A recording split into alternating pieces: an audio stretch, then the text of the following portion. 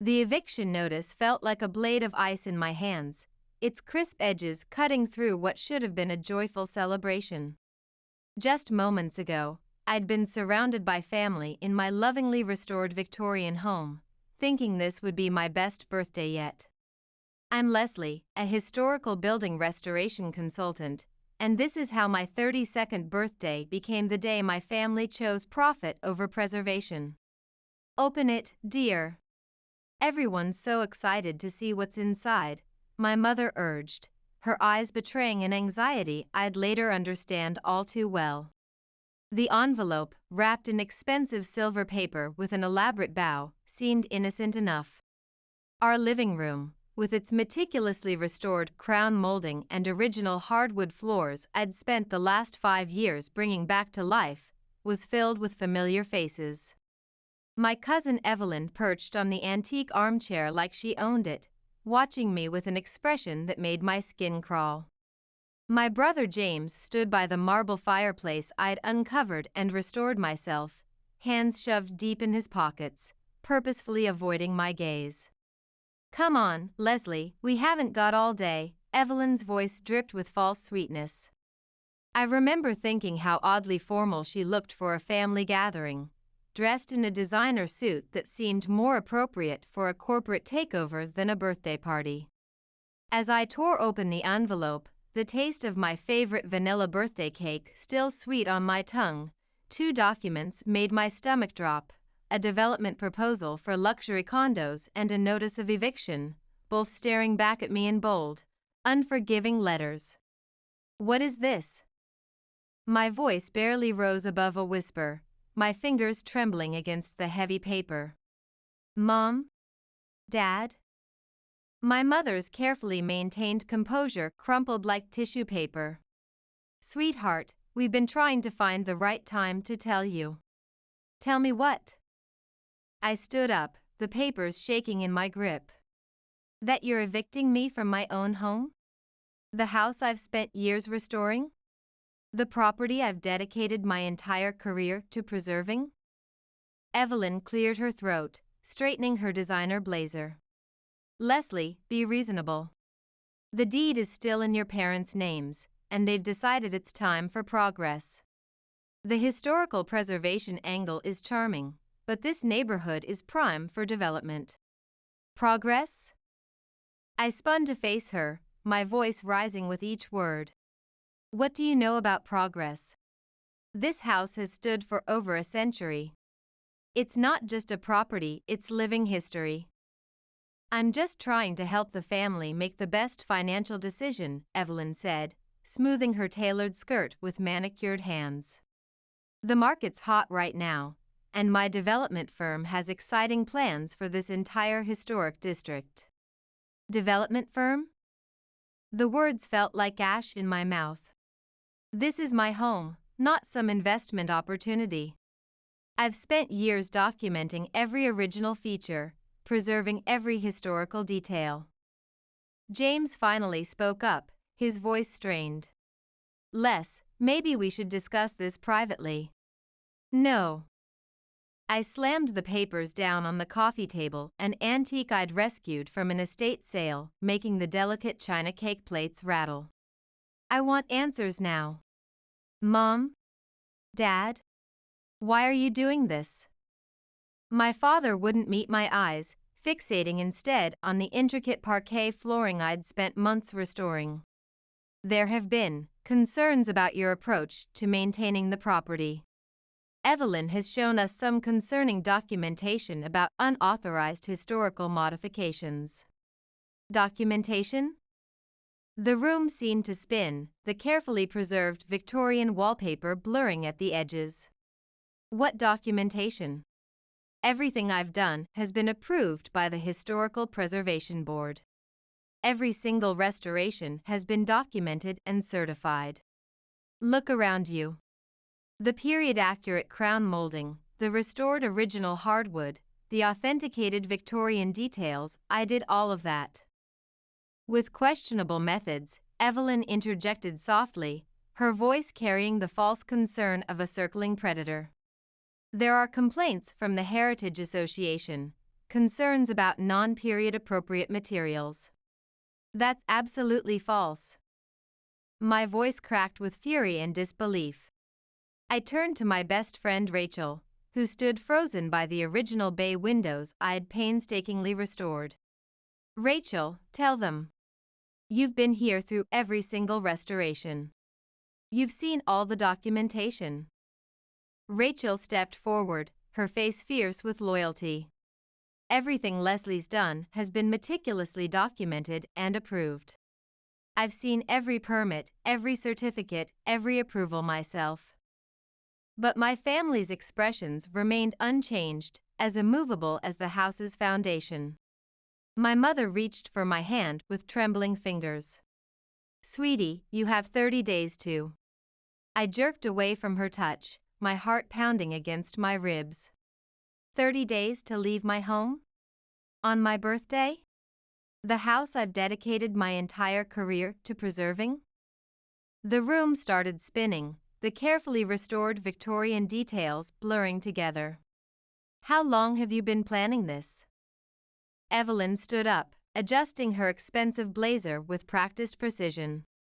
I think we should all approach this rationally. The decision's been made, Leslie. Fighting it will only complicate the development timeline. My firm has already drawn up preliminary plans for the luxury condos that will revitalize this neighborhood. Looking at her perfectly composed face, that mask of corporate concern, everything suddenly clicked into place. This wasn't just about the house. This was calculated, meticulously planned. The formal business attire, the mysterious documentation, the way she'd positioned herself as the voice of reason, it all made sense now. She wasn't here as family, she was here as a developer. Get out, I whispered, then louder, my voice echoing off the period-accurate wallpaper. Everyone, get out of my house. Leslie, my mother started, but they filed out one by one, leaving only Rachel behind. As the original oak door closed behind my family, I collapsed onto the antique sofa, the development proposal and eviction notice mocking me from the coffee table. Rachel sat beside me, wrapping a supportive arm around my shoulders. This isn't over, Les. Something's not right here, and we're going to figure it out. Your work on this house is documented. Your preservation efforts are recognized by the Heritage Board. I wiped my eyes, anger replacing the initial shock. You're right. Evelyn's behind this somehow. She's always seen this historic district as nothing but potential profit margins. I straightened up, new determination flooding through me. And I'm going to prove it. I'm going to protect this house and everything it represents. Looking around at my beloved home, at the walls I'd carefully restored to their original glory, the fixtures I'd authenticated and preserved, the historical legacy I'd protected, I made a promise to myself. This wouldn't be the last birthday I'd celebrate here. Not if I had anything to say about it. The house had stood for over a century, and I wasn't about to let it fall to corporate greed and family betrayal. The morning after my disastrous birthday, I sat at my restored Victorian kitchen counter, staring at my phone. 17 missed calls from Mom, 5 from James, and unsurprisingly, none from Evelyn. The morning light filtered through the original stained glass windows I'd spent months restoring, casting historically accurate patterns across the period-appropriate floor tiles. You need to eat something, Rachel said, sliding a plate of toast across the antique marble countertop. She'd stayed the night, sleeping on my carefully reupholstered Victorian fainting couch like we used to do in college. You can't fight corporate development on an empty stomach. I pushed the plate away, my fingers tracing the authenticated grain patterns of the wooden counter. I can't eat. I need to figure out what kind of documentation Evelyn's been showing my parents. My hands shook as I pulled up my mother's contact information. I'm calling her, I stated, my voice firm. Put it on speaker, Rachel said, settling beside me on a restored period chair. Mom answered on the first ring. Leslie, thank goodness. We've been so worried. Save it, I cut her off, my professional composure cracking. I want to know exactly what Evelyn has been saying about my preservation work. A heavy sigh crackled through the speaker. Honey, it's not just what Evelyn said. She showed us documentation of unauthorized modifications to the historical structure, complaints from the Heritage Association. That's impossible. I slammed my hand on the counter, the sound echoing off the restored tin ceiling. I have every permit, every historical board approval right here in my files. Who specifically complained? Which board member? Well, I don't have the actual complaints in front of me. Evelyn handled all of that through her development firm. Of course she did, I laughed bitterly. And did you bother to verify any of it? To check with the Historical Preservation Board before ambushing me on my birthday? Silence stretched between us, broken only by the tick of the restored Victorian wall clock. Mom? Evelyn said you'd deny everything, she finally replied, her voice small. She said you've been struggling with the preservation costs, that you've been cutting corners on historical accuracy. I want copies of everything, I demanded, my preservation consultant training kicking in. Every document, every complaint, everything Evelyn showed you. I want to see the official letterhead from the Heritage Association. Leslie, please understand. No, you understand that this house isn't just a property to be developed. It's one of the last original Victorians in this district. I've put every ounce of my expertise into its historically accurate restoration, and I'm not leaving without a fight. I hung up before she could respond. Rachel squeezed my shoulder. That's my girl. Now what's our next move? Now we gather evidence. I grabbed my laptop, opening my meticulously organized restoration documentation files. I need proof that Evelyn's lying about the preservation work. My phone buzzed with a text from James. Meet me at Carter's Coffee in 30. Need to talk. Bring your certification documents. 20 minutes later, I walked into Carter's, instantly spotting my brother in our usual corner booth. His face was drawn with guilt, his fingers nervously tapping against a thick manila envelope. You knew? I accused, sliding into the seat across from him. You knew what they were planning with the development project? James ran a hand through his hair. I found out yesterday morning. Mom and Dad swore me to secrecy, said Evelyn had proof you were compromising the historical integrity of the house. And you believed her?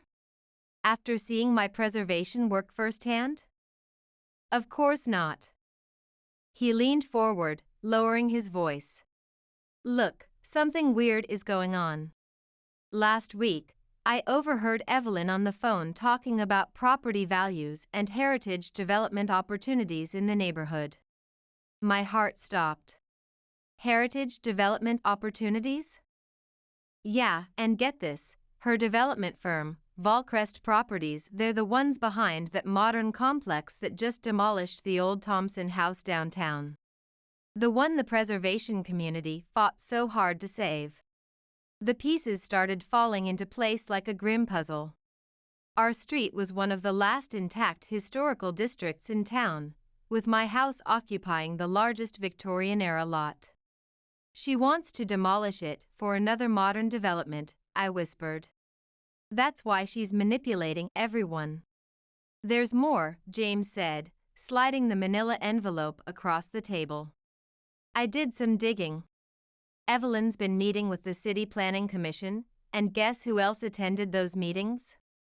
Mom and Dad. He tapped the envelope meaningfully. They think they're protecting you from financial ruin, but Evelyn is playing them. She's convinced them that selling to her firm is the only way to save you from bankrupting yourself with historical preservation costs. My phone buzzed an email from Mom with attachments. I opened them, my trained eye quickly scanning the documents. These preservation complaints, the Heritage Association letterhead is wrong. The certification numbers don't match any official records. She forged them. Keep your voice down, James warned, glancing around the coffee shop. Evelyn's firm has connections everywhere in the development community. I don't care. This is proof she's fabricating preservation violations. I stood up, energized by the discovery. I need to show Mom and Dad. The Heritage Board needs to see this. Wait. James grabbed my wrist. Evelyn's big merger announcement with Volcrest Properties is in 2 weeks. Everyone will be their family, investors, the heritage community. If you're going to expose her attack on historical preservation, that's your chance to do it properly. I sank back into my seat, mind racing. 2 weeks to gather evidence proving she's trying to destroy a protected historical property for her firm's development project. I'll help, James said firmly. So will Rachel. We'll contact the Heritage Association, but we have to be strategic about this. I nodded, preservation consultant instincts taking over. Evelyn thinks she's won, that I'll abandon a century of history for her luxury condo plans. But she has no idea what I'm capable of, or how much documentation I have. Walking back to my Victorian home, I called Rachel. Remember your contact at the Heritage Association? The one who helped with my restoration certifications? We need to talk to her now.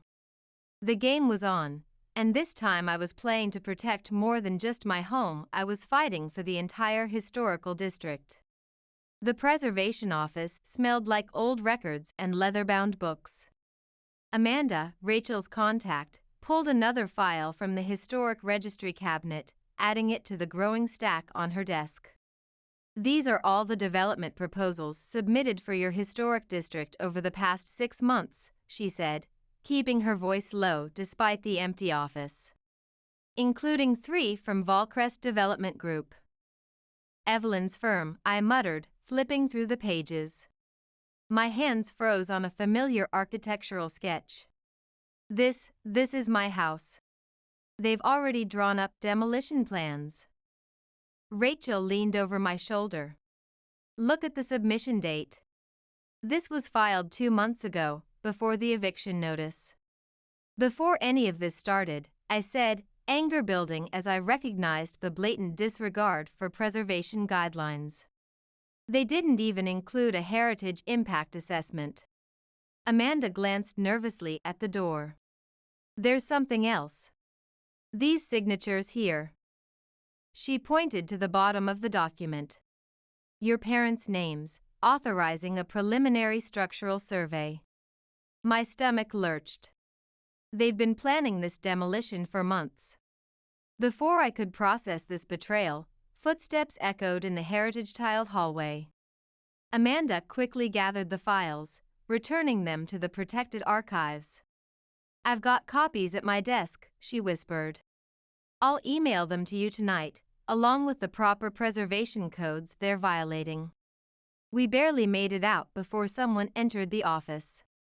In the parking lot, I leaned against my car, trying to steady my breathing. We need to talk to Volcrest's CEO, Rachel said. Maybe they don't know Evelyn's violating heritage protection laws. He has to know. His firm filed the demolition proposals without proper preservation assessments. My phone rang, James. Sis, you need to get to Mom and Dad's now. What's wrong? Evelyn's here with some development contractor, talking about pre-demolition assessments. They're acting like the historical property is already theirs. I was already in my car. I'm coming. Don't let them touch anything. 15 minutes later, I stormed through my parents' front door. Evelyn's voice drifted from the kitchen, smooth as polished marble. The whole historic district will benefit from modernization, property values will. Over my dead body, I announced, making them all jump. Evelyn recovered first, her corporate smile never wavering. Leslie, we were just discussing the neighborhood's future development potential. You mean your firm's future profit margin? I slapped the development proposals on the kitchen table. When were you going to tell everyone about Volcrest's demolition plans for the entire historic district? My mother's face paled. What is she talking about? Leslie's just upset about the necessary changes, Evelyn said quickly. She's too emotionally attached to outdated structures. Show them, I demanded. Show them the real reason you want my house and every other historic property on this street. The contractor cleared his throat awkwardly. I should go. Stay, Evelyn commanded. Leslie's just being dramatic, as usual. Always so emotional about these old buildings. Emotional? I laughed, my preservation consultant credentials burning in my pocket. You forged Heritage Association documents, you lied to my parents, and you're trying to demolish protected historical properties for your development project. That's enough, my father shouted. Evelyn's been nothing but helpful with the property assessment. Helpful? I grabbed the proposals, throwing them in front of him. Look at the dates. Look at the demolition plans. She's been planning to destroy this historic district for months. My mother picked up the papers, her hands trembling as she recognized the architectural drawings. These aren't the preservation documents you showed us, Evelyn. Because they're fake. Evelyn snapped, her corporate mask finally cracking. Leslie's desperate to hold on to the past. She'll say anything. I have copies from the Heritage Association, I cut in, official copies with proper preservation seals. Want to see how many regulations your development plans violate? For the first time, Evelyn's composure shattered completely. You accessed official preservation records. And I found everything, I continued, pulling out my phone to display the evidence. The forged complaints, the fake violations, the unauthorized demolition plans, it's all documented. The contractor stood up, gathering his blueprints.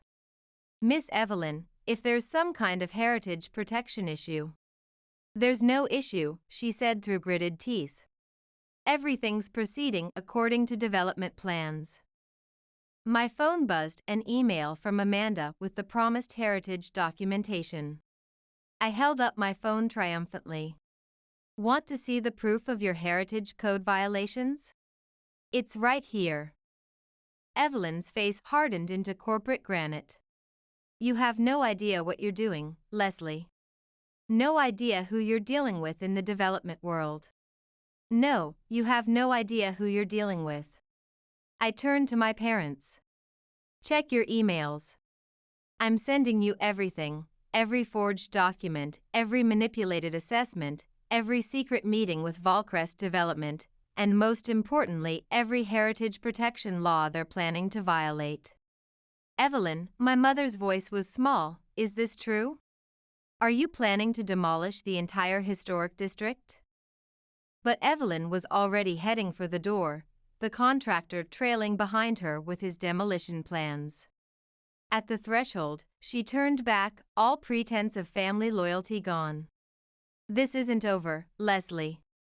That house and this whole outdated neighborhood will be redeveloped. It's called progress. After she left, silence filled the kitchen. My father stared at the development documents, his face ashen. We should have verified the preservation records, he finally said, should have checked with the Heritage Board. Yes, you should have. I gathered my evidence files. But now you know the truth about her development schemes. The question is, what are you going to do to help protect our neighborhood's history? I left them there, surrounded by evidence of their misplaced trust in corporate development over family heritage. In my car, I called Rachel. Phase 1 complete, I said. Now we go after Volcrest and their entire demolition plan. Finding Volcrest CEO proved easier than I expected. Richard Valentine was at his usual lunch spot, a modern cafe downtown that had once been a historic theater, with his sister, Leah. I smoothed my professional blazer and approached their table, Rachel close behind me. "Mind if we join you?" I asked, not waiting for an answer before sliding into the empty chair. Valentine's fork clattered against his modern ceramic plate. "Leslie Harding, the preservation consultant. What are you doing here?" Fascinating story. I was just at the Heritage Association, looking at some very interesting development proposals about my Victorian home and the entire historic district. Leah's eyes narrowed. "Your house? The protected Victorian property that Evelyn mentioned?" "The same one your development company plans to demolish, along with the rest of our historic neighborhood," I said, watching Valentine's face carefully. "Demolish?" Leah turned to her brother. "Richard, what is she talking about? You promised no more heritage site demolitions after the Thompson House scandal." Valentine dabbed his mouth with a napkin, all corporate polish. "This isn't the appropriate venue for discussing development plans." "It's exactly the venue," I interrupted, pulling out the demolition proposals. "Volcrest filed these 2 months ago, without proper heritage impact assessments, before the eviction notice, before all of Evelyn's forged preservation violations." Leah snatched the papers, her face darkening as she read. "You're planning to demolish an entire historic district? Replace it with another soulless modern complex?" "It's a sound business decision," Valentine defended. "The neighborhood's ready for modernization. It's a protected historical district." I cut in, "and Evelyn's been manipulating my family to get demolition approval." "Your parents were listed as willing sellers," Valentine said, but I caught the uncertainty in his voice. Rachel leaned forward. "They were willing because Evelyn showed them forged Heritage Association violations. She lied to everyone about the preservation status." Leah pushed her plate away, disgust evident on her face. "Is this why you're rushing the merger announcement? To push through the demolition permits before anyone can verify the heritage status?" "The timing aligns with our development schedule," he admitted stiffly. "Development schedule?" I laughed bitterly. "You're destroying a century of architectural history, demolishing preserved homes, erasing our neighborhood's heritage." "Urban renewal requires sacrifice," Valentine started, but Leah cut him off. "No, this requires deception and heritage code violations, and I won't be part of it." She stood up, gathering her things. "Count me out of the merger announcement event. I won't celebrate the destruction of protected historical properties." "Leah, wait." Valentine called after his sister, but she was already storming out. I smiled, preservation consultant mode fully engaged. "Trouble in the corporate family?" "You have no right to interfere in Volcrest's development plans," he hissed. "And you have no right to demolish protected historical properties." I stood up. "By the way, I've sent copies of everything to the Heritage Protection Board. They're very interested in Volcrest's pattern of destroying preserved sites." The color drained from his face. "You're bluffing. Try me." I dropped a business card on the table. "That's my heritage law attorney's number. Use it." Outside, Leah was waiting by my car. "I want to help protect the historic district." "Why should I trust you?" "Because I've watched Evelyn manipulate my brother for months, because I've seen how Volcrest operates." Leah's eyes flashed. "And because I have access to all their development files." Rachel grabbed my arm. "Les, this could be huge for the preservation case." "What's in it for you?" I asked Leah, my preservation instincts still wary. "Justice." and the satisfaction of stopping another historic neighborhood from being destroyed. She pulled out her phone. Starting with these emails between Evelyn and my brother, dating back 6 months, discussing how to bypass heritage protection laws. I scanned the messages, my heart racing. There it was, explicit discussion of their scheme to pressure my parents into abandoning preservation efforts, to fast-track the demolition permits, to circumvent historical protection regulations. This is exactly what we need, Rachel breathed. There's more, Leah said. Board meetings, private discussions about heritage code violations, financial arrangements with city officials. I can get you everything. My phone buzzed with a text from James. Mom and Dad want to talk. They've seen the development plans. They're ready to fight for preservation. I turned to Leah. We need to move fast.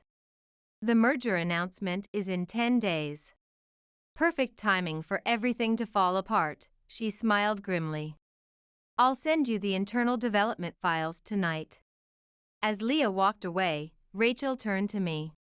Are you sure about this? Using a Volcrest insider?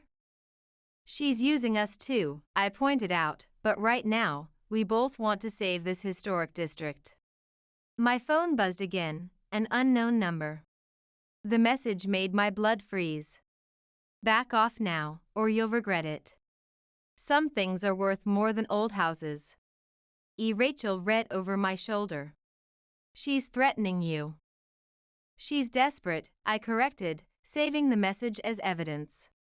And desperate developers make mistakes. I woke to the sound of shattering glass. Rushing downstairs, I found my restored Victorian window broken, a brick lying among the shards of historic glass. A note was wrapped around it, final warning. Development proceeds. My hands shook as I called the police. While waiting, I texted Rachel and James. They arrived before the officers did. This has gone too far, James said, examining the damaged period window frame. They're destroying protected historic features, Les. I'm not backing down now. I handed the note to the police officer who was taking my statement. This is connected to a larger historical preservation case. I have documentation of the ongoing heritage violations. Just file a restraining order, the officer suggested, looking uninterested in architectural history. Not much we can do without proof of who damaged the protected property. After they left, Rachel helped me carefully secure the broken window, documenting every bit of damaged historical material. At least we have Leah's evidence about Volcrest's development plans. Those internal emails she sent last night expose everything. Speaking of which, I checked my phone. 3 missed calls from my mother. I need to go see them. They've had time to process the heritage violation evidence. I'm coming with you, James insisted. We're protecting this house as a family. 20 minutes later, we sat in our parents' living room. Mom's eyes were red from crying. We've been such fools, she whispered. All those fake preservation violations Evelyn showed us, we wanted to believe she was helping preserve the neighborhood.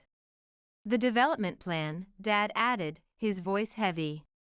We had no idea they planned to demolish the entire historic district. We thought they were just modernizing while maintaining the heritage status. Evelyn knew exactly what buttons to push, I said.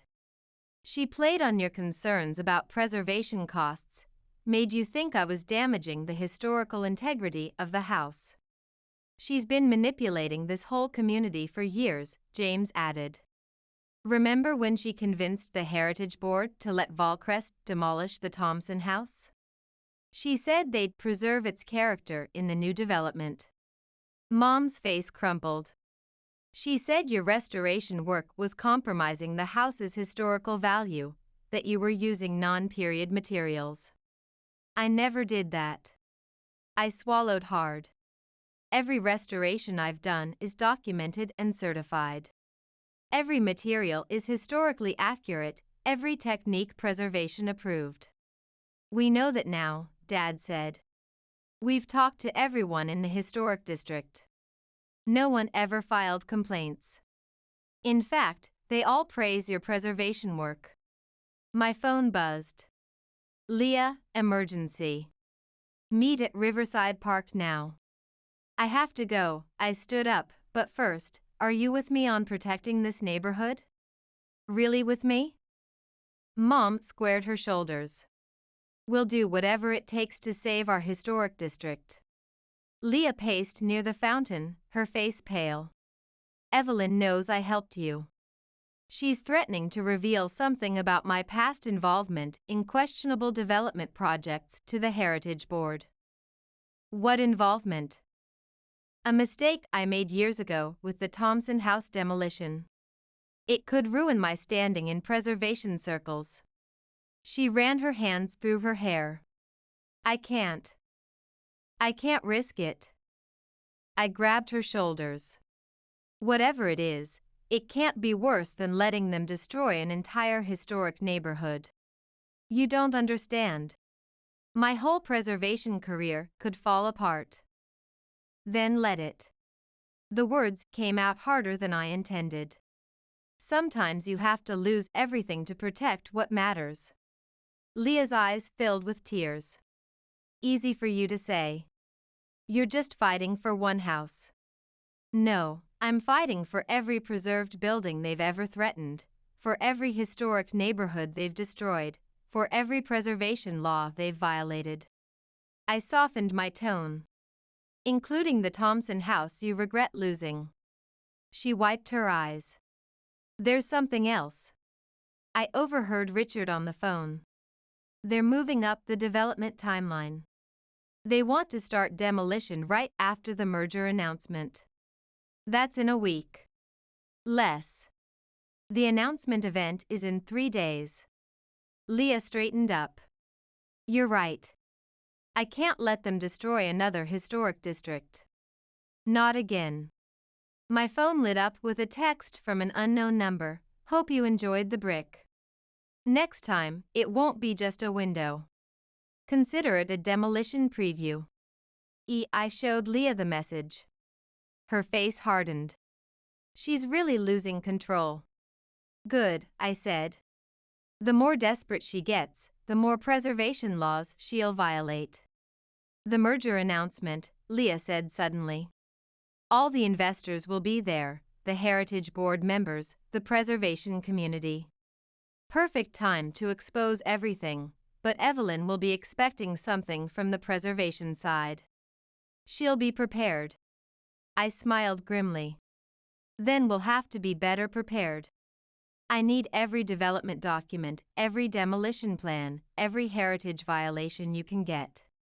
And I need them tonight. Leah nodded. I'll have them to you in 2 hours. Everything Valcrest doesn't want the Heritage Board to see. As she walked away, my phone buzzed with a text from Rachel. Your mom just called. Evelyn's at their house. She's crying, saying you're trying to ruin the neighborhood's future. Your parents aren't buying it, but she's putting on quite a show. I texted back, let her perform. In 3 days, she'll have a real reason to cry when the Heritage Board sees her demolition plans. The stakes were higher now, the threats more serious, but with each desperate move Evelyn made, she only proved how close we were to exposing Valcrest's violation of preservation laws. The countdown to the merger announcement had begun. The day before the announcement, I sat in my preservation attorney's office, surrounded by stacks of heritage documentation. Sarah, my lawyer, flipped through the evidence with growing interest. These emails between Evelyn and Valcrest are damning, she said, and the forged Heritage Board documents, that's criminal interference with protected properties. But is it enough? I asked, to stop the development? Absolutely. To press criminal charges? Most likely. She leaned forward. But are you sure you want to do this at the merger announcement? It's perfect timing, all the major preservation officials will be there, plus the entire development community. My phone buzzed, another threat from Evelyn, last chance to back off. Remember, I know about the Thompson House assessment. Sarah caught my expression. What's wrong? She's trying to blackmail me, I showed her the text. But the Thompson House thing? It's nothing, just a preliminary assessment I did before they demolished it. She thinks she can use it against my preservation credentials. Document everything, Sarah advised, handing me a USB drive. I've organized all the heritage violation evidence here, including the police report about the brick through your historic window. Are you sure you don't want protection? I'll be fine. James and Rachel will be with me tomorrow night. Outside the office, I found Leah waiting in her car. Get in. There's something you need to see about the development plans. She drove us to Volcrest's office building, parking in the underground garage. Richard and Evelyn are in a board meeting upstairs, but look at this. She pulled out her tablet, showing me security footage from earlier that day. Evelyn was arguing with someone in the garage, her father. Turn up the volume. I can't keep covering up heritage violations, her father was saying. The forged preservation documents, the fake assessments, it's too much risk. Daddy, please, just one more day. After the merger announcement, the demolition permits won't matter anymore. What's happening after the announcement? I asked Leah. I don't know, but they've booked a private room at the venue. Invitation only, after the main event. My phone rang. Rachel. Les, you need to get home now. Someone's been in your house.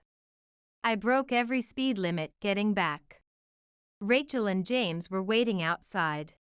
Inside, my breath caught every preserved feature I'd restored, every historical element I'd documented, every original fixture I'd protected had been photographed and marked with bright red X's. They're documenting everything they plan to demolish, James said quietly. Rachel picked up a business card left on the counter. Look who's handling the demolition assessment. The company name made my blood boil. It belonged to Volcrest's chief contractor. How did they even get in? Your mom called, James said. Evelyn asked to borrow her spare key this morning, said she needed to measure for the merger event decorations. When Mom refused, Evelyn broke down crying, saying you were trying to ruin the neighborhood's future. Mom felt guilty and told her where she keeps the spare. I sank onto the historic staircase, looking at the red X's marking every preserved feature. This was my grandmother's house. These floors are original Victorian hardwood. That bay window has watched over this street for a century. And you're not going to lose any of it, Rachel said firmly. Tomorrow night, we end their demolition plans. My phone buzzed with a text from Leah, emergency. Development team changed the schedule. You're not invited to the private meeting anymore. Doesn't matter, I texted back. We'll expose everything during the main announcement. More preservation officials that way. I spent the rest of the day with Sarah, finalizing our heritage protection strategy. By nightfall, everything was ready. Lying in bed that night, I heard footsteps on my restored Victorian porch. Grabbing my phone to call the police, I crept to the window, but it was just my mother leaving something by the door. I opened it to find a small package with a note. Your grandmother wanted you to have this. I should have given it to you years ago. Love, Mom. Inside was my grandmother's antique locket, the one Evelyn had claimed I'd sell for restoration funds. Opening it, I found a tiny photograph of my grandmother standing proudly in front of the house the day she became its preservation steward. My phone lit up with one final threat from Evelyn. Hope you're ready for tomorrow, because Volcrest's development plans are ironclad. I touched the locket, then looked at the red X's marking my historically preserved walls. Bring it on, I whispered.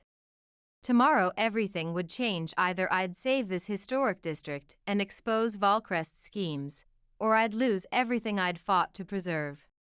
But looking at my grandmother's proud smile in that old photograph, I knew one thing for certain: I wasn't going down without fighting for every brick, beam, and piece of heritage in this neighborhood. The merger announcement couldn't come soon enough. The merger announcement event buzzed with nervous energy. Evelyn held court at the main table, resplendent in corporate white, while Richard Valentine worked the room, charming development investors. I sat between Rachel and James, my grandmother's locket cool against my skin, the Heritage Board documentation ready. "Look who just arrived," Rachel whispered.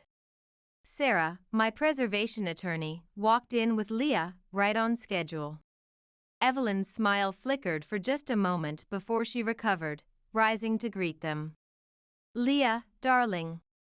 I was worried you wouldn't show, after our disagreement about the historic district."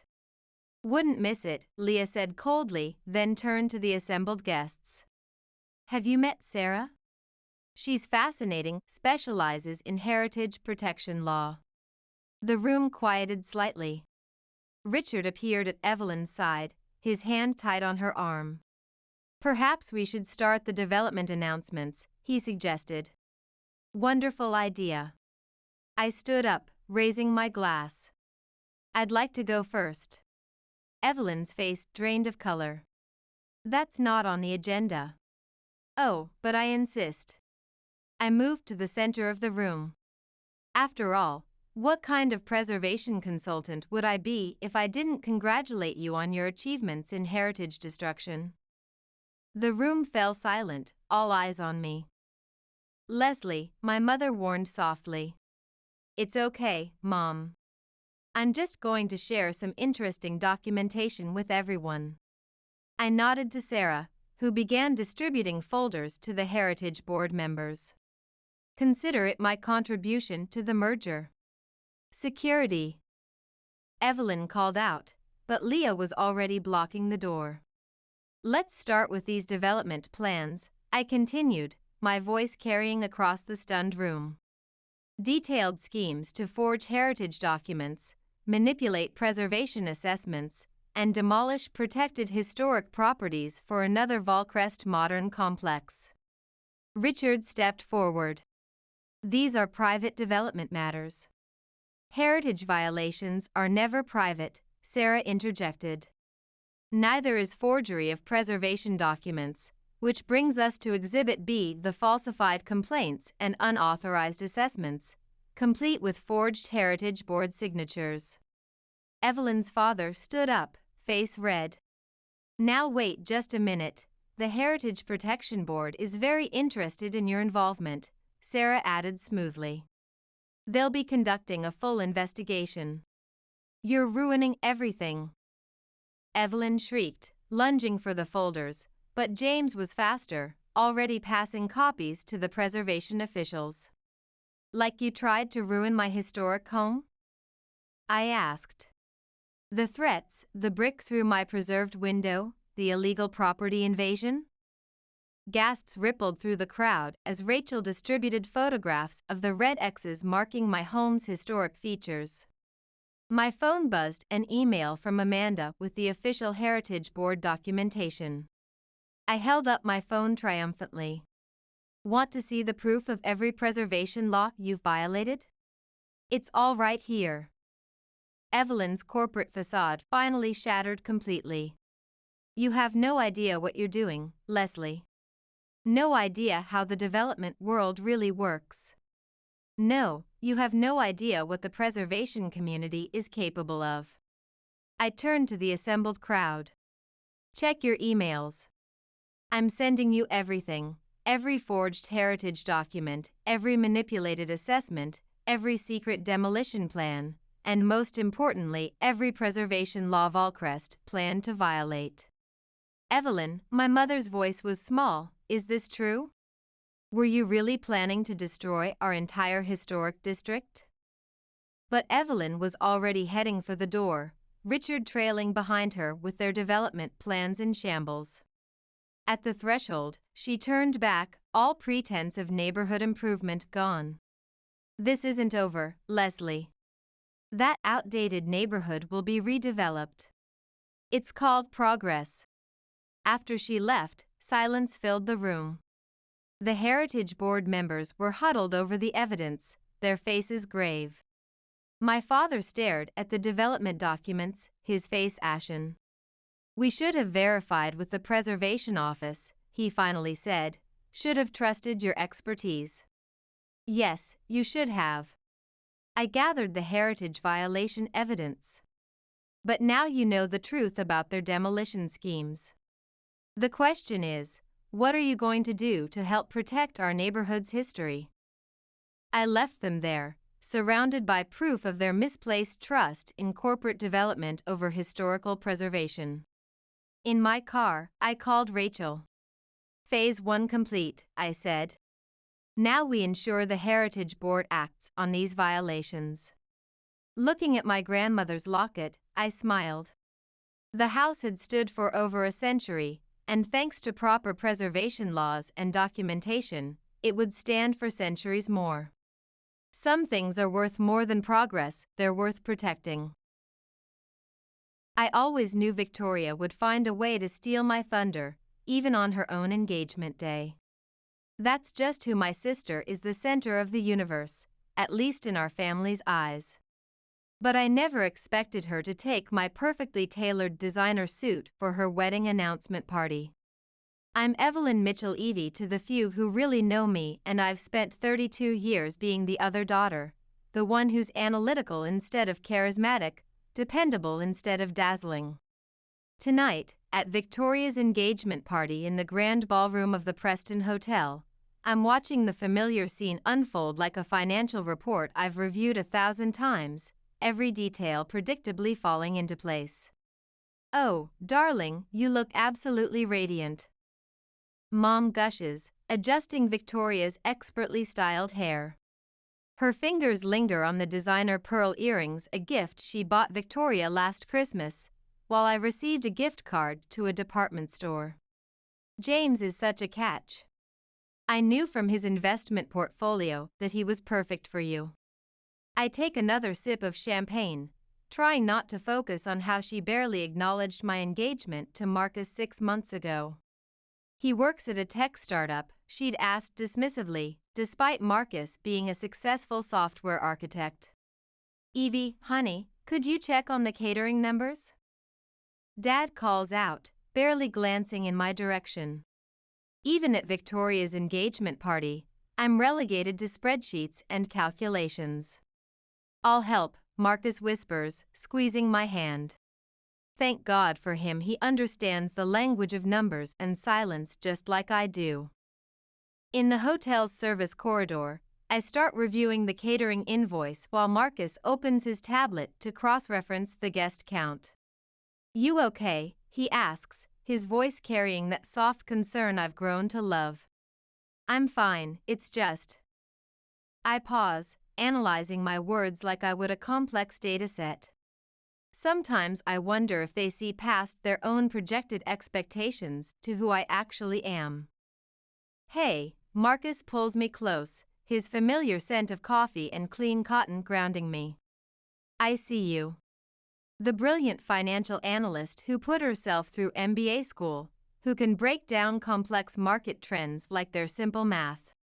You're the most impressive person I know." A burst of laughter from the ballroom interrupts our moment. I peek around the corner to see Victoria holding court, champagne flute raised, telling the story of her proposal with the precision of a well-rehearsed performance. And then James orchestrated this incredible flash mob outside the NYSE right after the closing bell. Victoria's voice carries across the room. All these traders in suits suddenly breaking into dance, and he got down on one knee right there on Wall Street. It's like something out of a movie. Mom sighs, dabbing at her eyes with a monogrammed handkerchief. I remember Marcus's proposal, thoughtful and perfect in its simplicity. He'd created a custom financial planning app for our future, embedding the proposal in the projection charts. Mom's response? At least you're being practical about marriage, Evie. Where are those catering numbers? Victoria's voice cuts through my thoughts. We need to know if we're over budget. I gather the invoices and head back out, my professional mask firmly in place. That's when I hear it, the conversation that shifts everything like a market crash. Speaking of budgets, Victoria is saying to Mom, her voice dropped to a calculated whisper, I was thinking about Evie's suit. I freeze just outside the doorway, years of training keeping my body perfectly still. The one she had custom made for her wedding? Mom asks. The McQueen? It really is exquisite. And since she's not getting married until next year. My announcement party is next week, Victoria continues, and that suit would be perfect for the press photos. The market's been a bit volatile, and with the new penthouse deposit. Well, I'm sure she wouldn't mind, Mom says with that familiar dismissive wave. You are her sister, after all, and it would photograph beautifully with your complexion. My fingers tighten on the invoices, crinkling the crisp paper. The suit I'd invested in after landing my biggest client, the one I'd carefully selected to represent both my professional success and personal style.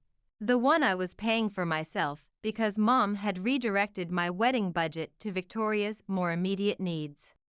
I'll talk to her about it tomorrow, Victoria continues, confidence radiating from her like a bull market. She'll understand. She always does. After all, she's good with practical things. I walk into the room, setting down the catering papers with the precision of closing a major deal. The ice sculpture catches the light, sending fractals across the elegant tablecloths. Everything balanced? Dad asks, finally looking up from his phone. I meet Victoria's eyes across the room.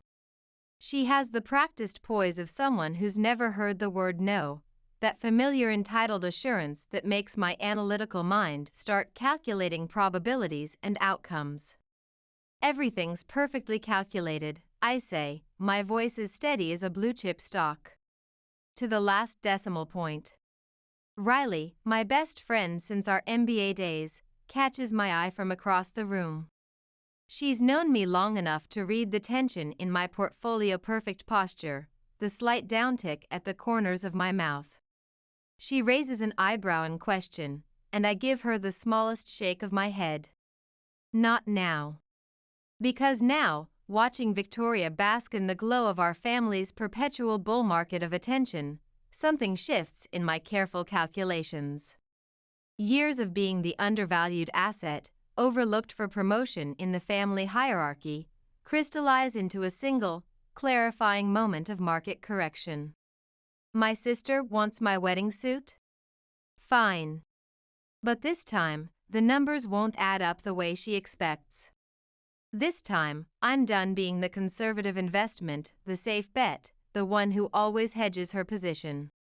This time, Victoria's perfect announcement is going to face a hostile takeover. The next morning, I was reviewing my quarterly projections when the doorbell rang. I already knew who it was. Victoria never could wait when she spotted an asset she wanted to acquire. Evie. She breezed past me into my condo, her Louboutins clicking against the hardwood floors, designer handbag swinging like a pendulum of privilege. I need to discuss something important. I kept scrolling through my spreadsheet. Coffee? No time.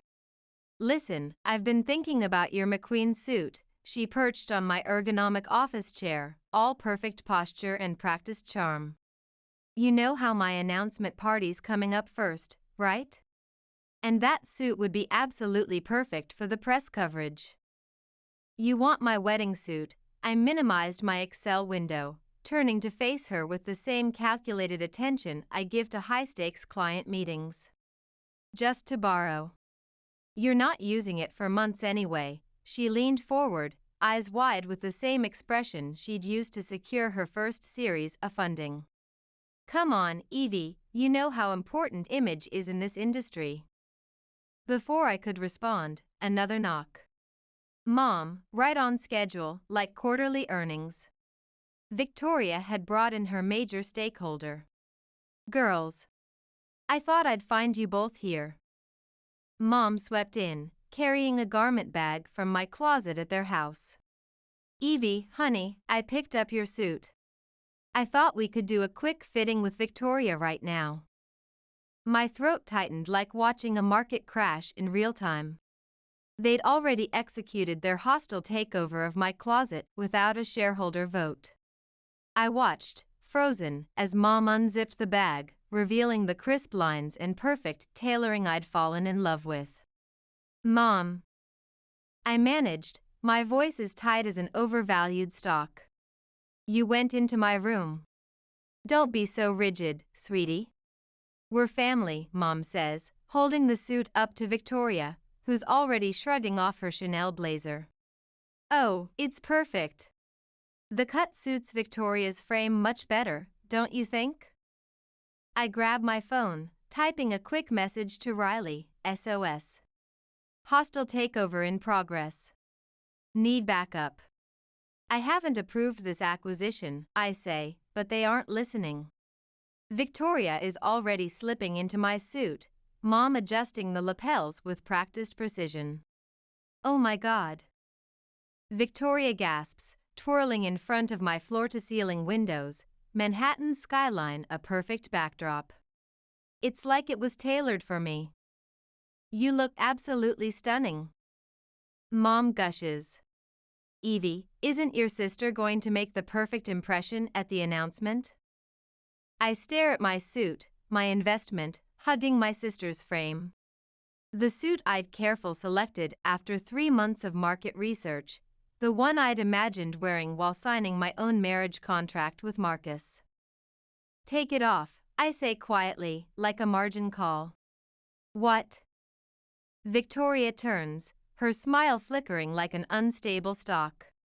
I said, take it off. It's my suit. I purchased it for my wedding. Mom sighs, that familiar sound of disappointment in a low-performing investment. Evelyn, don't be difficult. Your sister needs it first, and you know how crucial first impressions are in her position. Crucial to her? My voice rises like inflation rates. What about what's crucial to me? Just once. You're being unreasonable, Victoria says, smoothing the lapels with manicured fingers. It's just a suit, and you know I'll take better care of it then. The door bursts open. Riley stands there, her power suit as sharp as her market analysis, taking in the scene with narrowed eyes. What the hell is this hostile takeover? Perfect timing. Victoria beams. Riley, doesn't this suit look more appropriate on me? Riley walks straight to me, positioning herself like a defensive investment strategy between me and my family. Mrs. Mitchell, with all due respect, that suit belongs to Evie. You can't just liquidate her assets without consent. We're not taking it. Mom protests. We're leveraging family resources. Evie? Riley turns to me, her voice firm like a binding contract. What's your position on this? I look at my sister, commanding attention in my stolen suit, at my mother ever ready to back her golden investment, at my best friend, the only one who ever audits my true value. Keep it, I say finally, my voice is cold as a bear market. Evie. Riley starts. No, really, keep it, Victoria. You always manage a hostile takeover anyway. What's one more acquisition? Don't be so dramatic, Victoria rolls her eyes, adjusting the cuffs. I'll return it, in perfect condition, obviously. I'm sure you will. I meet her eyes in the reflection. I hope it yields exactly the returns you deserve. Mom claps her hands. See? That's the spirit. Now, Victoria, let's discuss the alterations. After they exit with my suit, Riley turns to me, her expression like she's analyzing a suspicious market trend. Tell me you're not really accepting this merger. I walked to my window, watching Victoria carefully load my suit into her Tesla Model S. You know what's fascinating about market corrections, Riley? Sometimes the biggest crashes come after the most inflated valuations. That look in your eyes. Riley says. I've seen it before, right before you shorted that overvalued tech stock. What's the strategy? I turned to her, a smile forming like a perfect algorithm. How much do you know about high-pressure water systems in luxury venues? Not much, but I'm ready to diversify my knowledge base. She grins. Are we about to execute a calculated risk? Not a risk, I correct, pulling up my laptop. Just a market correction. Did you know Victoria chose the same luxury venue where she once accidentally spilled red wine on my presentation suit right before my first major client pitch? The one with the state-of-the-art fountain system? Oh my God. Riley laughs. This is going to be a masterclass in karmic returns, isn't it? I start typing, accessing the venue's maintenance schedules with the same precision I use for market analysis. Let's just say, my suit isn't the only asset that's going to look perfect on Victoria's big day. You want me to what? Marcus stares at me across our breakfast bar, his morning coffee forgotten. Just keep James occupied during the announcement preparation? Take him for a tour of your tech startup, I repeat, sliding him his favorite market analysis report. That's all. While you and Riley do something to the fountain? He sets down his coffee, looking at me with the same careful attention he gives to debugging complex code. Evie, are you sure about this risk assessment? Riley sprawls on our leather couch, her laptop displaying the venue's schematics. Got it, she calls out. The maintenance logs show they service the fountain every Monday. That means it'll be exactly 3 days before the announcement when they do the final calibration. I squeeze Marcus's hand. Trust my analysis. I'm not going to do anything illegal or destructive. Just a minor system adjustment. Like the wine incident before my Goldman Sachs presentation, I raise an eyebrow when Victoria accidentally ruined my power suit right before my biggest pitch. Exactly like that. I pull up a chair next to Riley. Show me what you found. She turns the laptop toward me. The fountain runs on a smart system. All we need is access to the control interface for about 10 minutes, and I happen to know the override codes because my firm handles their risk assessment, she grins. I called in a favor from their IT department. They explained everything, pressure variables, timing sequences, the complete protocol. Simple recalibration, nothing permanent. Marcus comes to analyze the schematics over our shoulders.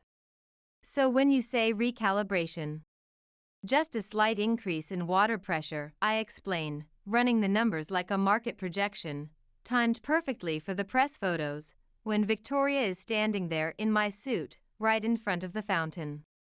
Maximum return on investment. Riley finishes with the flourish of a successful trade. You're both insane, Marcus says, but I can see his programmer's mind appreciating the elegant logic. And I'm probably going to help for finding this algorithm beautiful. My phone buzzes, a message from Victoria, final fitting tomorrow. Mom says you should come show sisterly support. Speaking of calculations, I mutter, showing them the message. Perfect. Riley sits up straight. While you're at the fitting, I can audit the venue security.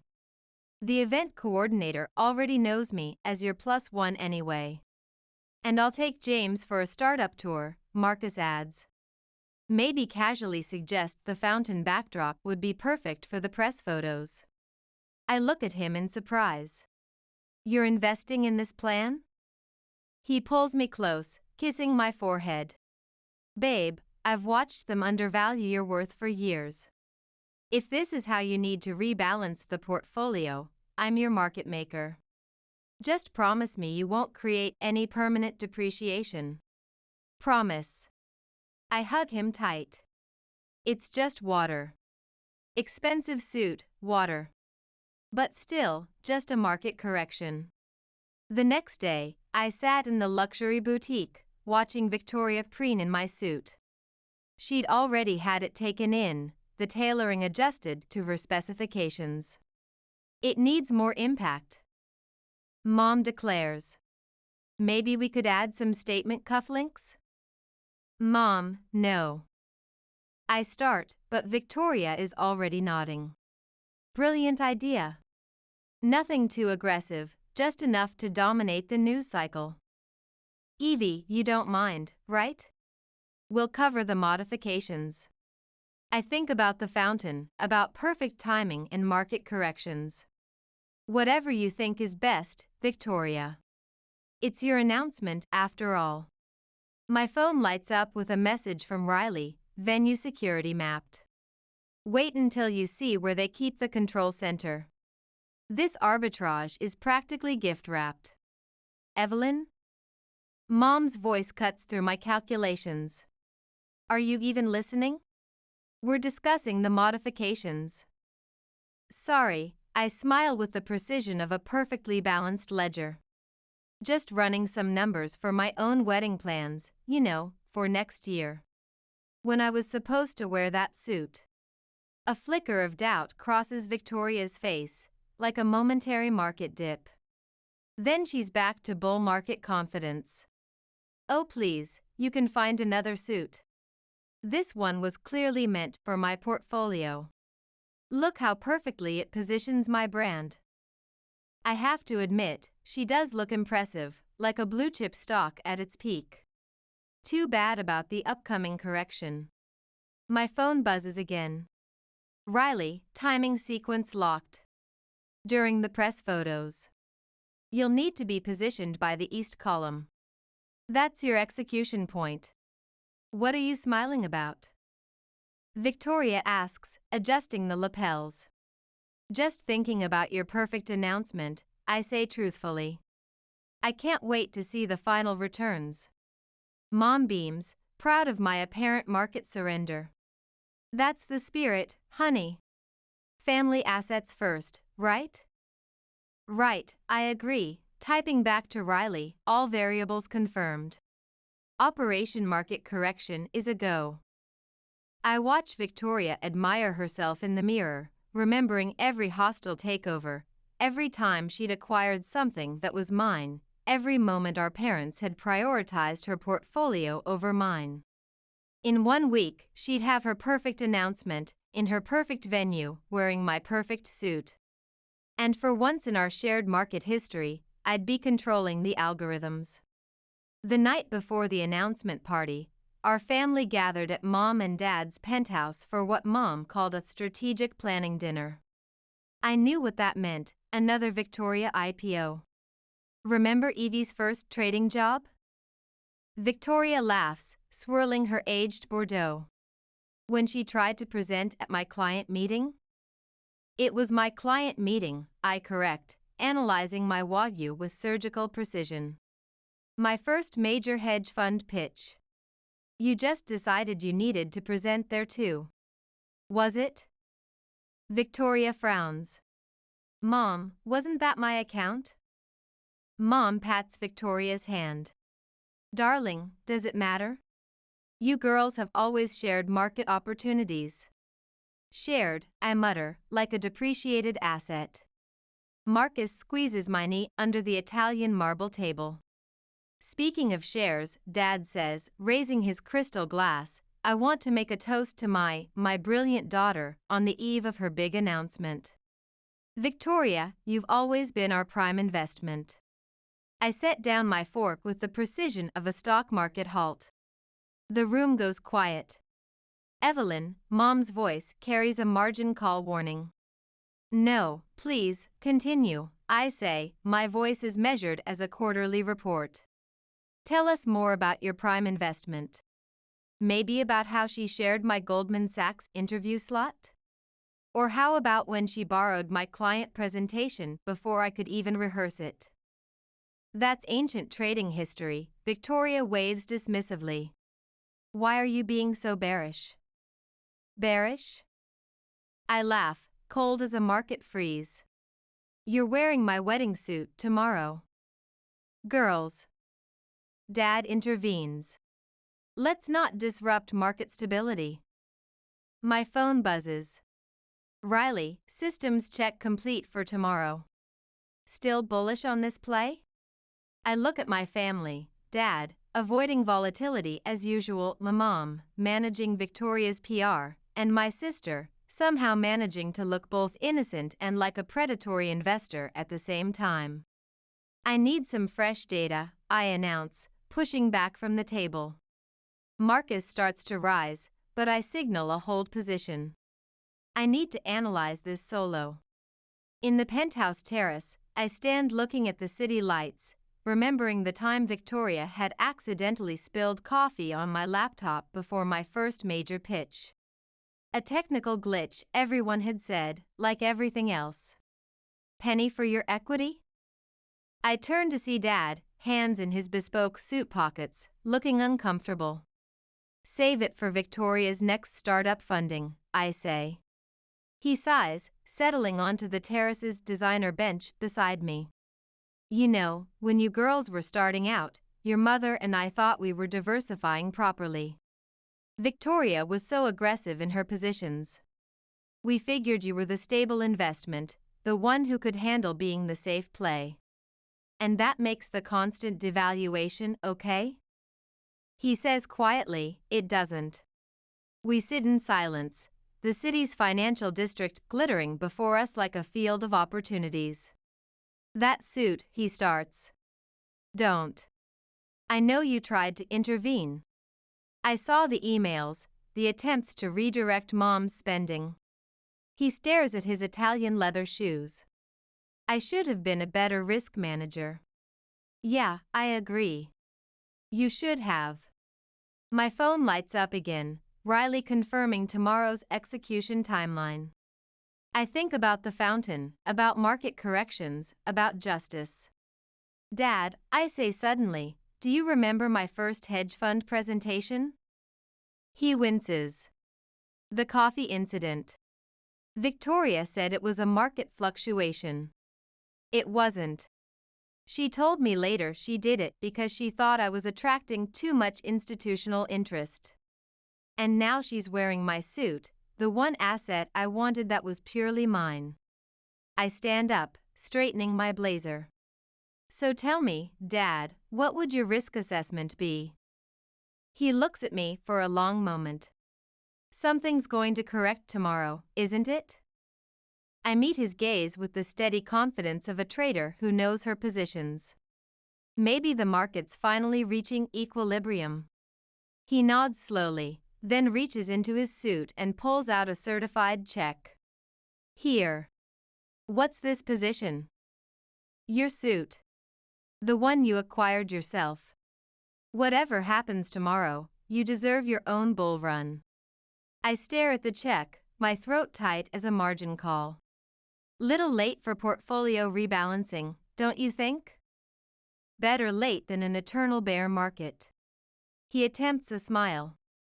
Just maintain some circuit breakers tomorrow, okay? Your mother's portfolio isn't as stable as it used to be. I tuck the check into my blazer pocket. Don't worry, Dad. All variables will perform exactly as they should. Back inside, Victoria is showing Mom her borrowed assets, a pair of Cartier cufflinks from James's mother. The irony makes me want to short the entire family portfolio. Evie, she calls out. There you are. I need you to help me with the final suit adjustments tonight. One last sisterly collaboration before the big market open. I think about the fountain, about market corrections, about Dad's belated attempt at portfolio rebalancing. For a moment, my algorithm wavers. Then Victoria adds, the suit might need a few more modifications. You don't mind if we make some more structural changes, right? And just like that, my trading strategy locks into place. Of course not, I smile with the precision of a perfectly executed trade. Tomorrow should yield optimal returns. Marcus catches my eye across the room, raising an eyebrow in a silent risk assessment. I give him a slight nod. The execution plan is still active. Tomorrow, market correction would make its scheduled appearance, right on prospectus. The venue looked like the NYSE trading floor on IPO day. Crystal chandeliers reflected off marble surfaces, champagne flowed like bull market profits, and the fountain, our primary trading instrument, burbled innocently behind the press backdrop. Everything's calibrated, Riley whispers, joining me near the bar. I double-checked the algorithms. During the press statement, that fountain's going to execute a perfect market correction. I watch Victoria command attention in my suit, now adorned with gold cufflinks and subtle adjustments she'd added. Mom fusses over her hair while the PR team adjusts lighting positions. You're being awfully conservative, Evie, Mom notes. Everything balanced? Just monitoring market conditions, I smile, checking my phone. A text from Marcus, James is in position. Convinced him the fountain backdrop would maximize press coverage. Ladies and gentlemen, the PR coordinator announces. We're starting in 15 minutes. Please take your positions. Victoria grabs my hands, suddenly looking like a rookie trader before their first big play. You'll be in frame, right? As my sister and chief analyst? For a split second, I see my sister, the real Victoria, not the aggressive trader she'd become. I remember us as interns, sharing market tips, supporting each other's plays, before the competition, before the constant acquisitions, before everything went bearish. Evie, her voice, carries a hint of volatility. Right in position, I assure her, pushing the memories into a dormant account. Where else would I place my assets? The music starts, a sophisticated jazz quartet setting the mood for high-end transactions. I take my position, watching as the financial journalists and photographers arrange themselves like day traders finding their best angles. Riley squeezes my arm as she passes, whispering, "East column. Don't forget your execution point." Then comes Victoria, radiant in my suit, Mom and Dad flanking her like proud institutional investors. The crowd murmurs appreciatively. I follow, counting steps like trading intervals, watching the fountain spray catching the morning light. The announcement begins. I barely register the PR team's opening statement, too focused on timing, on monitoring the water pressure, on the way my suit catches the camera flashes on Victoria's frame. And now, a special announcement from Victoria Mitchell, newly appointed Managing Director, the PR head announces. James speaks first, his words crafted for maximum market impact. I almost feel bearish about what's coming. Almost. Then Victoria starts speaking. James and I represent a perfect merger of talents and assets, she begins, her voice carrying that familiar note of assumed victory. I catch Dad's eye from the front row. He gives me a slight nod, like a seasoned trader acknowledging an inevitable correction. And I promise to always maintain our position as market leaders. My phone vibrates. Riley's signal. I shift toward the east column. And with this new position, the fountain's spray pattern adjusts microscopically. A few photographers glance back, noticing the shift in ambient noise. We're thrilled to announce. Victoria continues, beaming. The PR head raises his hand for the final photo opportunity. 3, 2, 1. A massive surge of water shoots upward, catching the morning sun like 1,000 Bloomberg terminals. For one crystalline moment, it's beautiful as a perfect market peak. Then gravity initiates the correction. The water descends like a bear market crash, drenching Victoria, James, and the entire executive team. Her suit transforms from perfectly tailored to completely liquidated in seconds. Her expertly styled hair collapses like a failed IPO. The added cufflinks catch the water like trading signals gone wrong. My suit, she screams. The fountain. Someone call maintenance. Chaos erupts like a market panic. Guests scatter like spooked investors, some running for cover, others trying to hedge their positions. The PR team frantically radios for technical support. The control panel, someone shouts. Where's the emergency shutdown? This is a disaster. Mom cries, trying to shield Victoria with a press folder. Who could have engineered this? I catch Riley suppressing her laughter behind a marble column. Marcus, standing with the executives, maintains his perfect poker face. Wait. Victoria says suddenly, turning to face me, her mascara running like red ink on a quarterly report. You're the only one who's maintaining position. The fountain sputters to a stop, but the damage is priced in. My suit clings to her like a failed merger, the added modifications hanging like devalued assets. What are you implying? I ask with the innocence of a clean audit. It's just a technical malfunction. Like your laptop crash was just a glitch, she hisses, low enough for only me to hear. We stare at each other, years of market competition and portfolio raids crystallizing in that moment. She knows. I know she knows. She knows that I know she knows. Well, I say quietly, I guess some assets are just meant to be leveraged, right? You calculating little. Victoria, darling. Mom interrupts, rushing over with more press packets. Let's get you to the executive washroom. We can still stabilize this position. As they hustle her away, I hear her say, I want Evie's credentials revoked. Now. I catch Dad's eye again. He shakes his head slightly, but I detect the ghost of a market maker's smile. The PR coordinator approaches me, looking like he's facing an SEC audit. We need about an hour to recalibrate. Could you help manage stakeholder expectations? Of course, I say. After all, it's my sister's perfect announcement.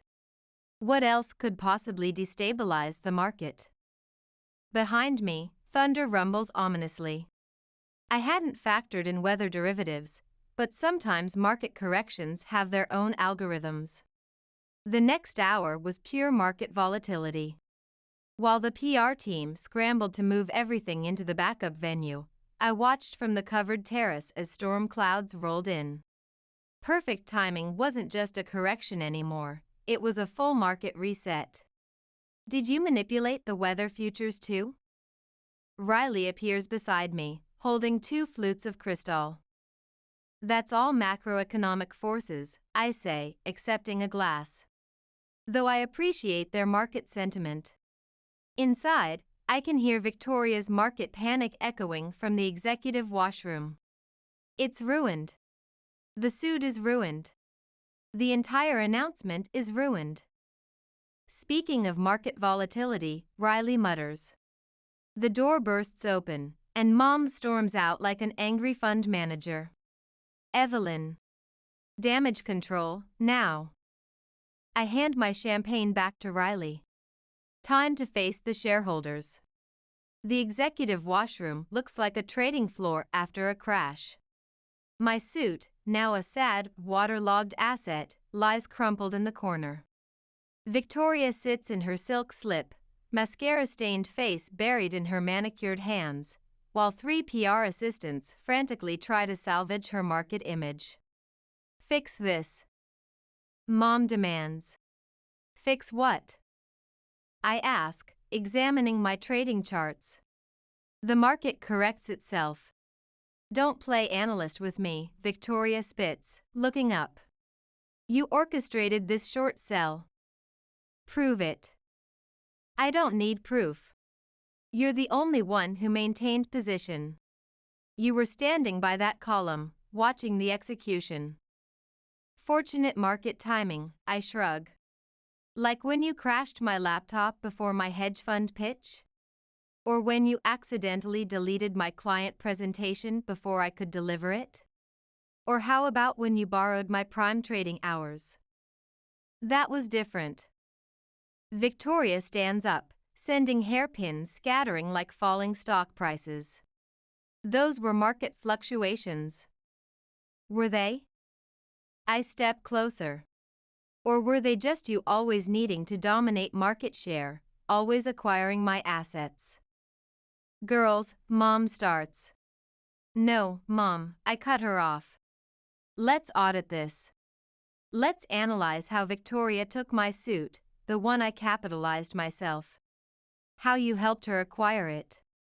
How you've both always leveraged my assets because family portfolio and Victoria needs better market position.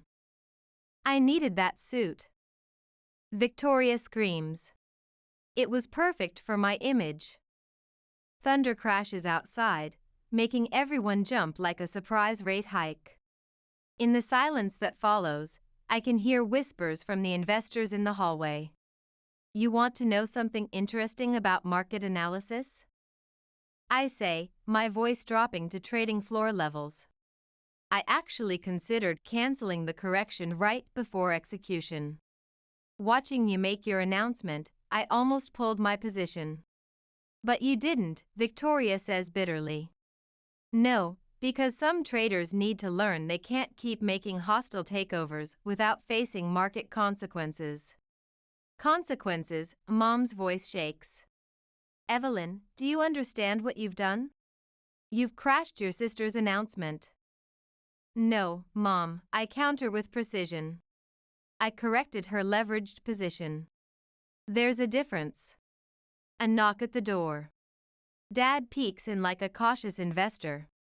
The stakeholders are getting restless. What should I tell them? Victoria bursts into fresh tears, a bear market in full swing. Oh, stop being so dramatic, I say, surprising myself with my market confidence. Your suit is temporarily devalued, not delisted. The venue has industrial dryers. You can still make your announcement in a depreciated asset. She shrieks like a crashing stock. Better than a total portfolio loss, I point out, which is what I'll have for my wedding now. Dad clears his throat. About that position. I made some calls. That boutique you originally invested in. They're holding a new suit for you. Different model, but they say it's an even stronger asset. Everyone turns to stare at him like he's just announced a surprise bull market. You what? Mom asks. It was the least I could do, he says, meeting my eyes, after all the undervaluation. Victoria looks between us, her market analysis finally catching up. You knew, she accuses Dad. You knew she was planning this correction. I knew something was coming, he admits. Can't say I questioned her trading strategy. This is market manipulation, Mom sputters. We're family. We're supposed to maintain stable positions. Exactly, I say.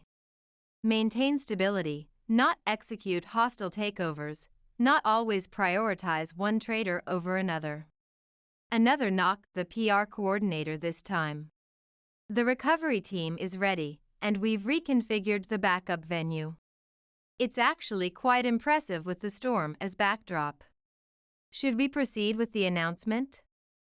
Victoria looks at her reflection in the mirror, makeup liquidated, hair a market crash, my suit hanging like a defaulted bond on its hanger. Then she looks at me. You know what? Yes, we'll proceed. She stands straighter, like a stock finding its support level. Get me stabilized, fix my market image, and let's execute.